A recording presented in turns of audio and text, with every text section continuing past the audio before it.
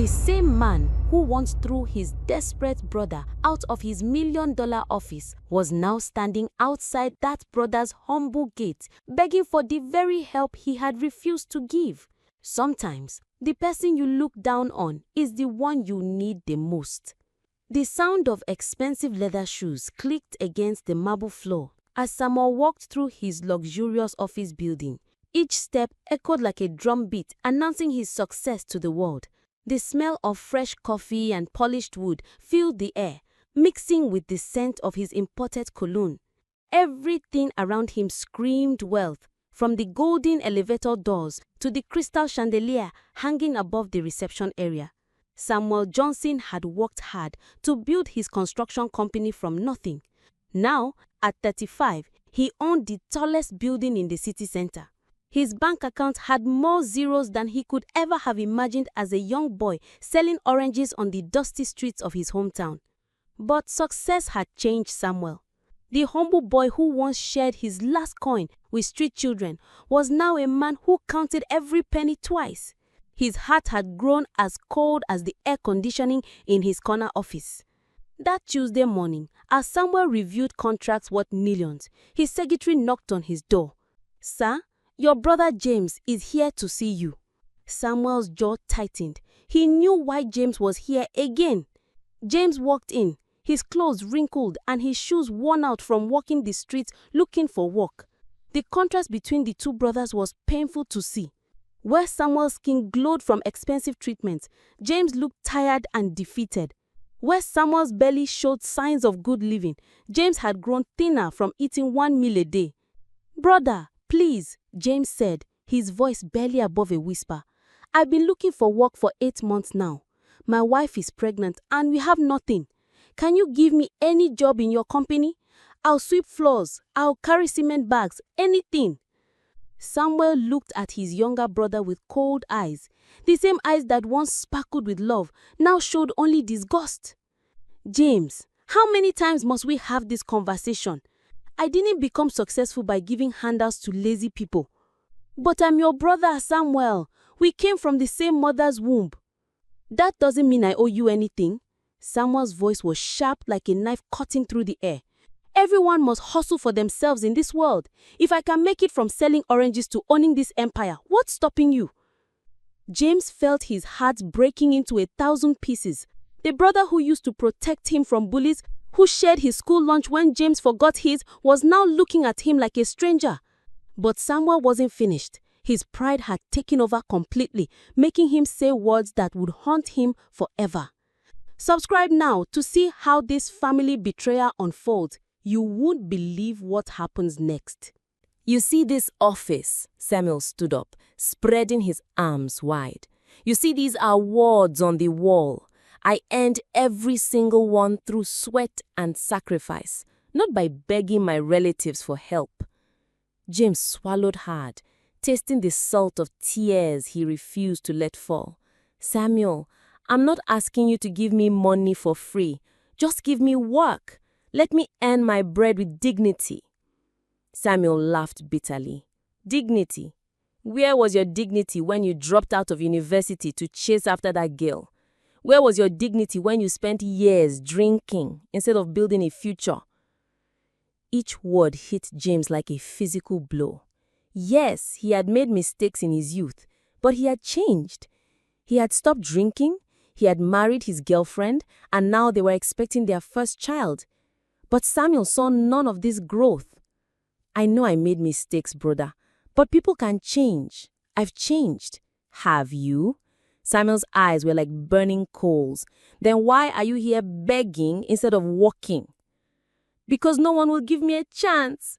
Every job interview, they ask for experience I don't have, connections I've lost, recommendations from people who no longer remember my name." Samuel walked to his window, looking down at the busy street below. From up here, people looked like ants, small and insignificant. "That's not my problem, James. In this world, only the strong survive. The weak get left behind."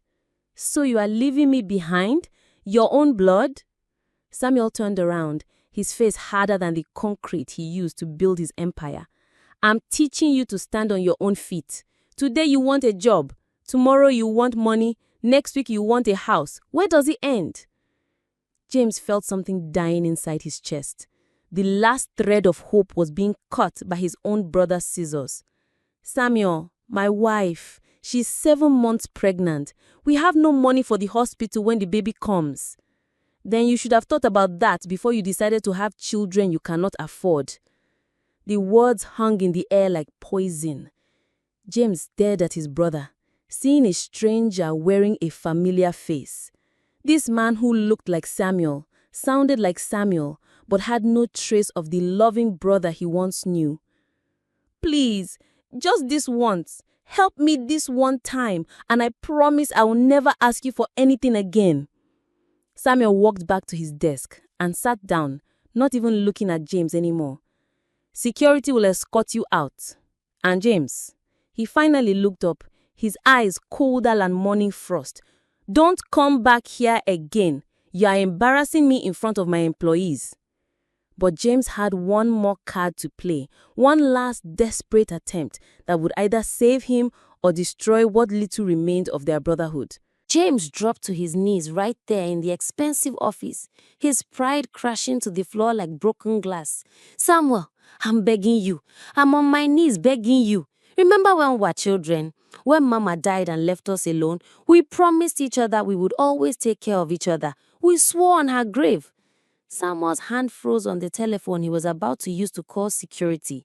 For a moment, something flickered in his eyes, a memory of 2 young boys standing beside a fresh grave, holding hands and making promises with tears streaming down their faces. But the moment passed quickly.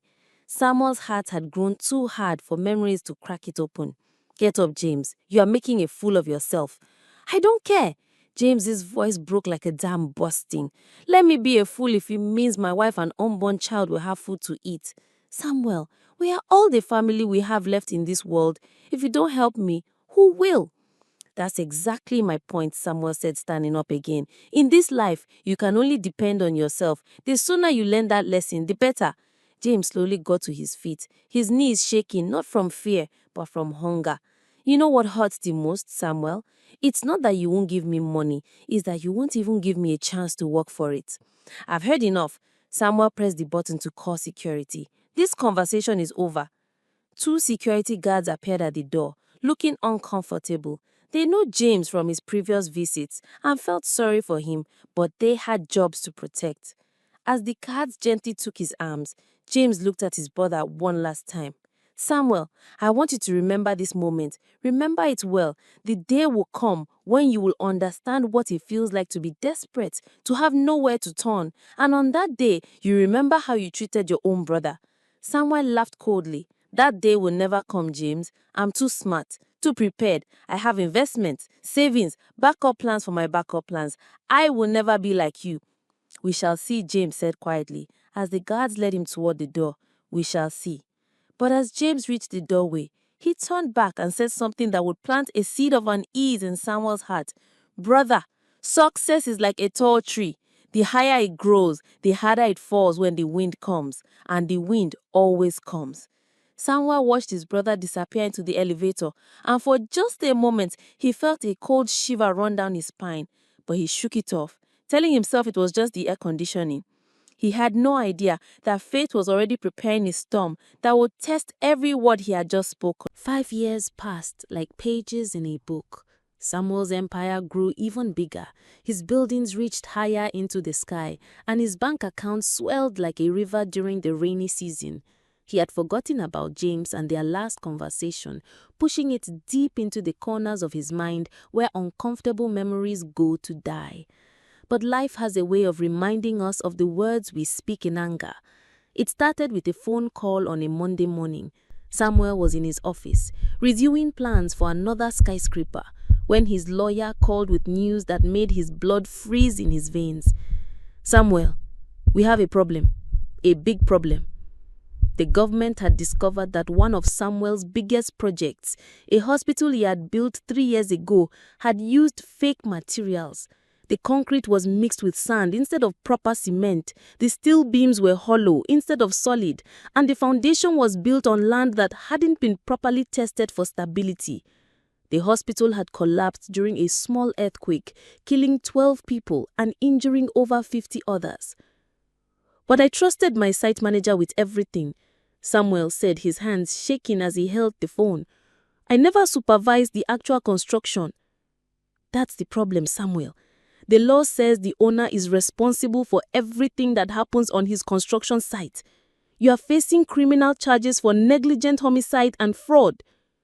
The words hit Samuel like a physical punch. In one morning, his entire world began to crumble faster than the hospital that had fallen. Within weeks, the courts froze all his bank accounts. His properties were seized by the government. His business licenses were revoked. His employees abandoned him like rats fleeing a sinking ship. The man who once walked on marble floors now found himself sitting on the cold concrete steps of the courthouse. His expensive suits replaced by the simple clothes of a man who had lost everything. The newspapers that once celebrated him as the king of construction now called him the builder of death. His face was on every front page, but this time as a criminal, not a success story. Samuel tried calling his wealthy friends, the ones who used to laugh at his jokes and compete for invitations to his parties, but their phones went straight to voicemail. Their secretaries claimed they were in meetings. Their doors, which once always opened for him, were now locked shut. As he sat on those courthouse steps, watching people walk by without recognizing the man who once owned half the city, Samuel remembered his brother's words. Success is like a tall tree. The higher it grows, the harder it falls when the wind comes. The wind had come, and Samuel was falling faster than he had ever imagined possible. 6 months after his empire collapsed, Samuel found himself living in a one-room apartment in the same poor neighborhood where him and James had grown up. The smell of kerosene lamps and cheap cooking oil filled the air, replacing the expensive perfumes of his former life. His hands, once soft from luxury, were now rough from washing his own clothes and cooking his own meals. Every morning, Samuel joined the long lines of job seekers outside factories and offices.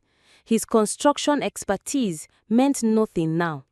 No one wanted to hire a man whose building had killed people.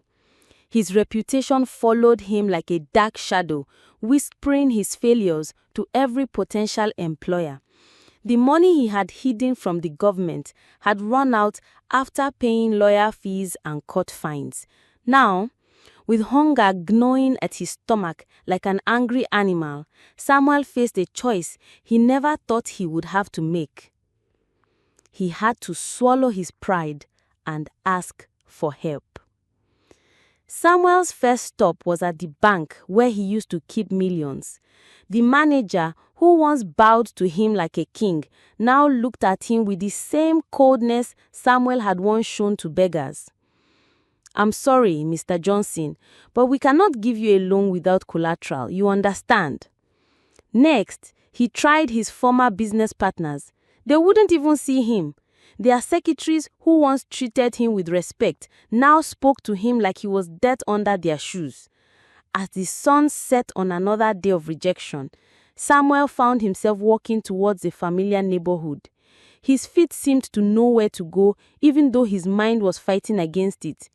There, in a modest but clean house, lived his brother James. Samuel stood outside the gate for an hour, watching through the windows. He could see James playing with a beautiful 5-year-old child, the baby that had been in his wife's womb all those years ago. The house was simple, but filled with laughter and love. James had found work as a mechanic and had built a small but honest life for his family. 3 times, Samuel raised his hand to knock on the gate. 3 times, he let it fall to his side. The proud man who once looked down on his brother from the window of his skyscraper now couldn't find the courage to face him. But hunger has a way of breaking down even the strongest pride. Finally, as darkness fell and his stomach cramped with emptiness, Samuel knocked on the gate. James opened it, and for a moment, both brothers just stared at each other. James saw a man he barely recognized, thin, tired, broken. Samuel saw the brother he had turned away, now healthy and content. "Hello, Samuel," James said quietly. "Hello, brother." Samuel's voice was barely a whisper. But what James said next would determine whether this story would end with forgiveness or revenge. James looked at his brother standing in the darkness, the same man who had once thrown him out of his office like unwanted trash. For a long moment, neither spoke. The silence stretched between them like a bridge that could either connect them or collapse under the weight of old hurts. "You look hungry," James said finally. Samuel's eyes filled with tears he had been holding back for months. "I am, brother. I am so hungry, not just for food, but for forgiveness." James stepped aside and opened the gate wider. "Come in." As they sat at James's simple wooden table, sharing a meal of rice and beans, Samuel poured out his story. He told his brother about the collapse, the debts, the lawsuits, the loss of everything he had worked for. With each word, he felt the heavy burden of his pride lifting from his shoulders. "I said terrible things to you, James. I was blind with pride and success. I forgot where I came from, and more importantly, I forgot who helped me get there. Do you remember when we were selling oranges as children? You always gave me the bigger share when we counted our money at the end of the day." James nodded, his eyes soft with memory. "I remember. You helped me with school fees when I wanted to study engineering. You encouraged me when I started my first business. But when success came, I convinced myself that I had done it all alone." Samuel's voice broke. "I was wrong, brother. I was so wrong." James's wife brought their child to meet his uncle. The little boy looked at Samuel with curious, innocent eyes, the same eyes Samuel had refused to care about 5 years ago. "His name is Samuel," James said quietly. "We named him after you." The word hit Samuel like lightning. While he was busy rejecting his brother, James had honored him by naming his son after him. The weight of this revelation broke the last of Samuel's hardened heart. "Why?" Samuel whispered. "After everything I did to you, why would you name your child after me?" James smiled, and in that smile he saw the brother he remembered from their childhood, kind, forgiving, full of love. "Because I never stopped believing that the real Samuel was still inside there somewhere. The brother who protected me, who shared with me, who promised at Mama's grave that we would always take care of each other. But I broke that promise, James. I failed you when you needed me most. We all make mistakes, brother. The question is, what do we do after we realize we're wrong?" James reached into a drawer and pulled out a small savings book. He was saving it for his son's education, but he pushed the book across the table to Samuel. "Take it. Start again." Samuel stared at the book, his hands shaking. "I can't take your child's future." "You're not taking it. You're helping to secure it. A child needs his uncle in his life. He needs his father's brother to be strong and successful, not broken and hopeless." Through his tears, Samuel saw the truth that had escaped him for so long. Real wealth wasn't in the buildings he had constructed or the money he had accumulated. Real wealth was in the relationships he had almost destroyed through his pride and selfishness. "James, I don't know how to repay you." "You already know how," James smiled. "Just remember this feeling. Remember what it is like to need help and to receive it with kindness. The next time someone comes to you desperate and broken, treat them the way you would want to be treated." Samuel nodded, finally understanding the lesson that life has spent years trying to teach him. The hand you refuse to live today might be the one you need tomorrow. Exactly. With his brother's help, Samuel started a small construction business again, but this time, everything was different. He hired people who were struggling, just like he had struggled. He paid fair wages and treated his employees like family. When people couldn't afford his services, he found ways to help them anyway. Years later, when Samuel's second business became successful, People would often ask him why he was so generous to those in need. He would smile and tell them about his brother James and how sometimes we need to fall completely before we can learn to truly stand. The two brothers never forgot the lessons they learned during those dark days. Samuel learned that pride comes before a fall, and James learned that forgiveness has the power to rebuild what anger tears down. And little Samuel, the child who carried his uncle's name, grew up hearing the story of how two brothers lost each other to pride, but found each other again through love. The moral: the hand you refuse to lift today might be the one you need tomorrow. Success means nothing if it costs you the people that matter most. And sometimes the greatest victory is not in getting revenge on those who wronged us, but in showing them a better way through our example. What do you think about this story? Have you ever had to choose between pride and family? Share your thoughts in the comments below, and don't forget to subscribe for more powerful African folktales that teach us lessons about life, family, and the choices that shape our destiny. These stories remind us of our shared humanity and the values that make us stronger together.